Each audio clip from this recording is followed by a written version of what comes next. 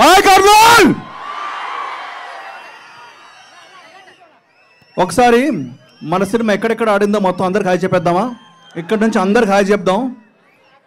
Hi Andhra Pradesh, hi Telangana, hi India. మన cinema Karthikeya, మన cinema, మన తెలుగు సినిమా. మన తెలుగు సినిమా అంటే ఏంటి? మన తెలుగు సినిమా అన్నది మన వాల్యూ ఏంటో ప్రపంచవ్యాప్తంగా ఆల్రెడీ అందరికీ తెలుసు. బాహుబలి సినిమాతో అందరికీ తెలుసు. ప్రభాస్ భాయ్, రాజమౌళి గారు తీసుకెళ్లిన విషయం మనకు తెలుసు. పుష్ప,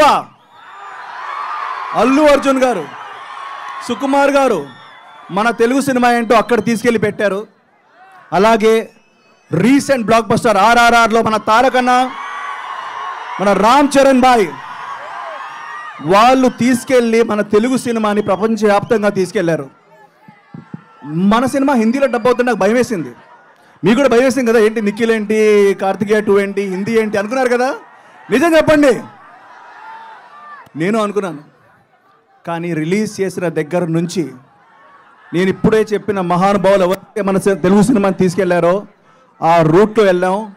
ఈరోజు మన సినిమా ఇంతకుముందు మన హిందీ డిస్ట్రిబ్యూటర్ లక్ష్మణ్ గారు చెప్పినట్టు 1200 స్క్రీన్స్లో ఆల్ అక్రాస్ ఇండియా ఆడుతుంది హిందీలో. సో ఏ సినిమా ఆడుతుంది? కార్తికేయ 2 కాదు, మన తెలుగు సినిమా ఆడుతుంది. సో ఇది చాలా మనం గర్వపడాల్సిన మూమెంట్ ఇది. ఎందుకంటే we're representing Telugu cinema. So చాలా జాగ్రత్తగా, చాలా కేర్ఫుల్గా తీసిన సినిమా ఇది. అండ్ ఈరోజు నాకు చాలా చాలా రిలీఫ్గా ఉంది. అండ్ మీ అందరినీ చూస్తుంటే మీ అందరికి వచ్చి హగ్ ఇవ్వాలని ఉంది. హగ్ ఇచ్చేనా? వచ్చి నేను వస్తాను, మీ మధ్యలోకి వచ్చి నేను మాట్లాడతాను. ఇక్కడ నాకు నచ్చట్లేదు, వచ్చేస్తాను మధ్యలోకి. ఓకేనా? మీరు కూల్గా ఉండాలి.